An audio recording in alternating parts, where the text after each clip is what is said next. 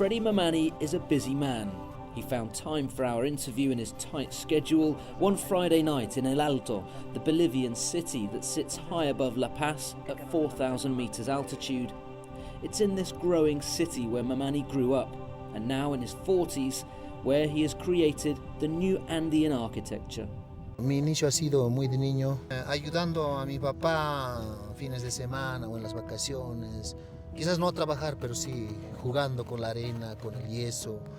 Por falta de economía, a mis 14, 15 años empecé a trabajar como ayudante de albañil. Estando en colegio, acabé el bachillerato como maestro albañil. Y luego, ya estando en la universidad como contratista, y después que había salido de la universidad y ya a romper las reglas de la arquitectura. En la universidad nos enseñan, digamos, a cumplir las normas, las reglas de la arquitectura, y además yo me sentía como aymara que nos estaban enseñando, nos estaban adoctrinando una arquitectura más colonializada, digamos, una arquitectura importada, no estaba bajo las características de nuestra cultura, de nuestra identidad. Mamani is now an internationally renowned architect. The new Andean architecture features bold psychedelic colours and designs which verge on kitsch, but Mamani's work is steeped in his community's millennial identity, from the colours and designs of its textiles to the pre-Columbian ruins. Lo que nos caracteriza es nuestras danzas, nuestra música, nuestra gastronomía, nuestra identidad cultural es bastante rica en Bolivia. Entonces eso significa de que no teníamos una identidad arquitectónica en la ciudad del Alto, no nos identificábamos con una arquitectura. Entonces por eso que yo, después que me había titulado de la Universidad Mayor de San Andrés de La Paz, decidí romper las normas de la arquitectura y empezar con una nueva tendencia arquitectónica que identifique a mi sociedad, a mi población. Entonces es por eso que yo había recuperado identidad a través de la arquitectura milenaria que tenemos acá muy cerca, como es Tiahuanaco. Entonces esos trazos de líneas geométricas de las ruinas de Tiahuanaco las he fusionado en la arquitectura que estoy realizando. Y el segundo elemento es los colores intensos, llamativos o quizás incluso provocativos, tal vez rebeldes se podría decir, donde las he fusionado de los textiles, ¿no? De todos los textiles que tenemos en la parte andina. El Alto is a city made up of immigrants and workers. It was the focal point of the social conflicts in the early 2000s. Mamani says the political context in Bolivia has been central to his work.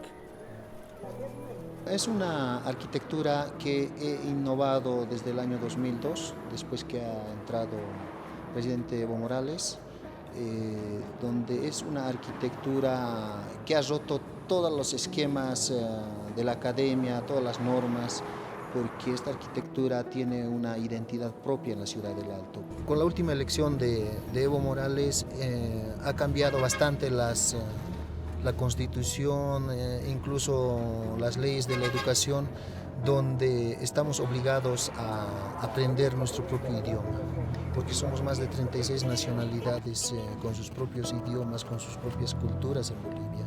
Que el cambio no es el Evo, el cambio no es el Álvaro, el cambio ni siquiera de un partido, el cambio del pueblo boliviano. Evo Morales is in his third term as president, and controversially, he is considering running for a fourth. But away from the politics is Bolivia's economic boom, outperforming many Latin American countries, and which has led to El Alto growing in size and growing in wealth. El Alto es la ciudad más joven de Bolivia, es la segunda más poblada. Sus habitantes son migrantes del campo a la ciudad, un 90%.